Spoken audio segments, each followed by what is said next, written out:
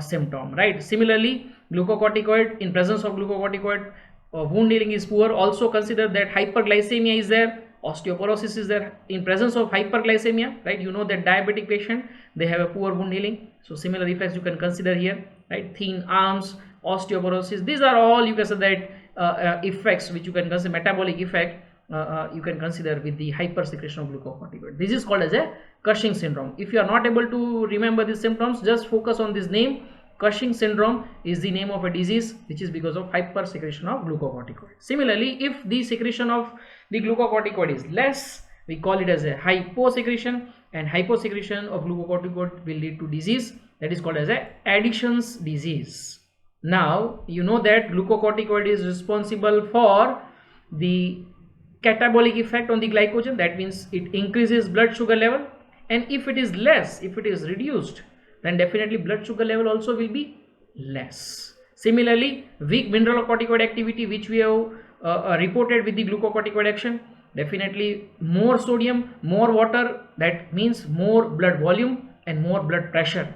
In absence of this hormone, blood pressure also will reduce. So hypoglycemia, which could be fatal also. Similarly, you can say that blood pressure also will be less, BMR, body temperature is less, and characteristically, because it is also controlling the MSH and melanin, right, it could also lead to changing of skin color, and in patients of Addison's disease, very characteristic symptom that it leads to a bronze color of a skin. So hypoglycemia, reduction in the blood pressure, bronze color of the skin, hirsutism, that is changes in the distribution of the body hair, right? These are all symptoms of Addison's disease. Okay, two diseases that we have identified. One, that is because of the hypersecretion of the glucocorticoid, that is called as a Cushing syndrome, and hyposecretion of the glucocorticoid, that is called as a Addison's disease, right? Now we are moving towards the second important hormone from the adrenal cortex, that is mineralocorticoid, right? As we have referred, that is having a salt retaining hormone, it is having action on the minerals, that's why mineralocorticoid. Okay, so it's a glucocorticoid, mineralocorticoid, sex hormone, these are all steroids, that's why they are able to enter within a cell. So the hormones, they are lipidic in nature, lipid hormones, lipid soluble hormones, they will easily cross the cell membrane, they will bind to the receptors which you call as a nuclear receptor, they can lead to change in gene transcription, they could switch on, switch off the gene transcription. Here it is an increase in gene transcription which will express more sodium, right? So that means more reabsorption of sodium from the distal convoluted tubule.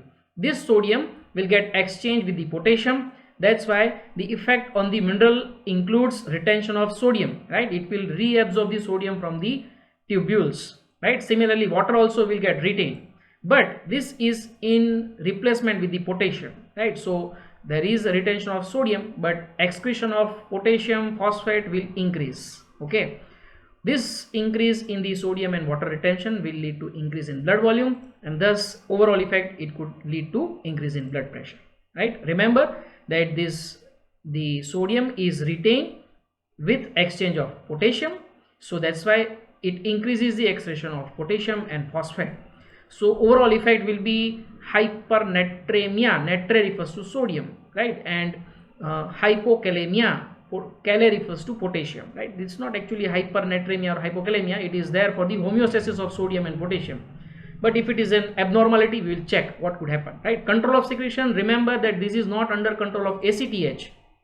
ACTH only controls the secretion of glucocorticoid, right? So then the question will be, who controls the release of mineralocorticoid? Yes, we know that it is the RAS loop. So renin, it is secreted by the kidney, right, released by the kidney, is controlling the level of aldosterone, is a stimulatory phenomena, right, for the release of aldosterone, right? If aldosterone level are increased, hypersecretion of mineralocorticoid, this is called as a primary aldosteronism. Primary aldosteronism is also referred as a Conn's disease, right? And such a case, it will lead to imbalance of sodium, that means sodium level will be more in blood and potassium level will be less in the blood, right? This is called as a hypernatremia and hypokalemia in Conn's of this, right? Similarly, if the aldosterone level are low, right, then exactly opposite effects, that is hyponatremia and hyperkalemia could happen. Okay, so this Crohn's disease, it is characterized by hypertension, also muscle weakness, because muscles, contraction of muscle is dependent on the level of sodium, right, in the blood, right? So irregularity in nervous system, muscular weakness, this is a resultant effect because of the change in the sodium and potassium level in the blood. Okay, similarly, if the sex corticoids, if they are abnormally been released, right, that could lead to some disease, right, some disorders, like say for example, if the androgens are more synthesized in female, then female will develop male characters, right, that is menstrual cycle is irregular or sometimes it is stopped, ovary and uterus could be reduced, clitoris becomes enlarged, right, or maybe there is a development of somatic hair also, right, which normally are absent in the female. So development of such somatic hair, development of beard, development of mustache, right, that is called as a hirsutism, abnormal hair growth. Okay, similarly in case of male, if female sex hormone is synthesized and released by adrenal gland in excess amount, it could lead to development of a feminine symptoms, like say for example gynecomastia, that is development of breast, development of mammary glands in male. This is called as a gynecomastia. This definition could be asked in the examination. Hirsutism and gynecomastia are very important terminologies to remember. Okay, male androgens, if they are released in excess amount, it could lead to development of more aggressiveness, criminal behavior. You know that testosterone is responsible for more aggressiveness, and also this disease condition could stimulate criminal behavior. Okay, and it could lead to a condition which is called as a macro means refers to a large genital organ, right? So macrogenitosomia, that could be it. So these all symptoms are categorized as an adrenogenital syndrome, or it is also called as an adrenal virilism, pseudo hermaphrodite, right? That means development of bisexual characteristic. Okay, but false, that's why pseudo. Okay, so with this we have completed adrenal cortex. Moving towards the adrenal medulla. Adrenal medulla, as we have seen, that it is a central part of adrenal gland, 10 to 20%, and it is developed from the neuroectoderm, right? Hormone which is secreted here is majorly adrenaline, which is also referred as epinephrine. Also on a minor part, noradrenaline is released, that is 20%. So remember that adrenaline is mainly a hormone, right? Noradrenaline is a neurotransmitter. Here also it is released as a hormone, but mainly it is a neurotransmitter released by post-ganglionic sympathetic neuron, and adrenaline is always a hormone, right? It is also called as an emergency hormone, right? Yeah, this together they are referred as a catecholamines, right? This is a chemical name, right? Catechol, and you have amine substitution, right? So catecholamines, that is adrenaline and noradrenaline, right? It is rapidly secreted in response to stress, but that is stress that is because of fear or emergency situation. Say for example, if you are going through lift, right, and suddenly somewhere in between suddenly lift stops because of the lights are you can say there is a problem of light, electricity. Such a case, you are stuck in the emergency situation, and then your heartbeat suddenly increases, you have perspiration, sweating, right, piloerection. These are all symptoms of fear, and that is because the release of, you can say that, this adrenaline and noradrenaline, right? This is because sympathetic nervous system gets stimulated, and then it stimulates the adrenal medulla to release adrenaline, right? So triggers are fight, fright and flight. When you fight with someone, when you have some adventurous activity, right, and when you have a response of fear, right, these all situations will lead to stimulation of sympathetic nervous system and thus release of adrenaline from adrenal medulla. Okay, cells, as I told you, these are large and glandular cells, also referred as a chromaffin. Chroma refers to colored, and this color is brown color, that's why pheochromocytes. Okay, pheochromocytes, as we have discussed, they are modified sympathetic neurons, right, which have lost its normal process and they have acquired a glandular function, right? So you can just see that this is a preganglionic sympathetic nerve.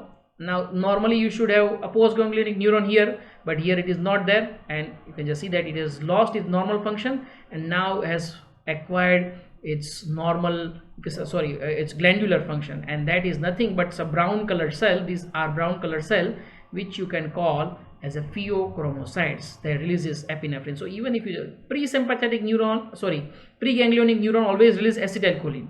So even though there is a release of acetylcholine, overall effect is sympathetic because the released hormones are epinephrine and norepinephrine. Okay, so this is very important. Pheochromocytoma, wherever you have a word OMA, it refers to cancer, and here there is a cancer of adrenal medulla, so that is called as a pheochromocytoma. This also is a very important, which you will learn in higher semester. Okay, physiological effects of catecholamine we have already learned in the previous lecture of autonomic nervous system. I am not repeating this part, right? You just go through that sympathetic effect of sympathetic response, you will get all idea about this response. But as I told you, these are very important. Adrenaline, effect of adrenaline are very important, so it is my request to go through this. If you have any doubts regarding this, you just please ask me. Okay, so yes, this is the difference between the sympathetic and parasympathetic, which also we have learned in the last lecture. Slight difference in the adrenaline. Noradrenaline is having more effect on blood vessel, while adrenaline have more effect on the heart and metabolism. Also remember that adrenaline is a catabolic hormone. Okay, so it will be easier to remember, right? You just remember whether your hormone is catabolic or anabolic. This will help you in remembering the overall effect, right, of or understanding of the effects of the hormone. Okay, so with this we are completing this lecture. If you have any doubt, please ask question me on my WhatsApp. Thank you very much.